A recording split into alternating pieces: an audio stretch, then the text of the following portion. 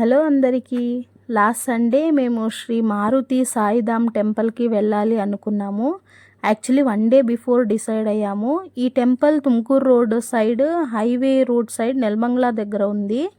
మేమైతే early morning start అయిపోయాము. మా అక్క ఫ్యామిలీ కూడా వాళ్ళ ఇంటి దగ్గర నుంచి స్టార్ట్ అయిపోయారు. మాకు టెంపుల్కి ఉన్న డిస్టెన్స్ 15 కిలోమీటర్స్. ఇక్కడ ఆంజనేయ స్వామివారు 36 ఫీట్ హైట్ అండ్ వెయిటింగ్లో 100 టన్స్ విత్ సింగిల్ గ్రానైట్ స్టోన్తో నిర్మించారు. ఆంజనేయ స్వామివారు వెనక వైపు శ్రీ షిరిడి సాయిబాబా అండ్ సంతోషిమా ఉన్నారు. టెంపుల్ వర్క్ కంప్లీట్ అండ్ ప్రాణప్రతిష్ఠ అండ్ ఇనాగ్రేషన్ ఫంక్షన్ January 27, 2013 జరిగింది. ఈ ఆంజనేయ స్వామివారు శ్రీరాముడు అండ్ సీతాదేవి మధ్యలో నిర్మించారు. Pictorial representation of Hanuman Chalisa is beautifully photo framed on the temple wall అండి.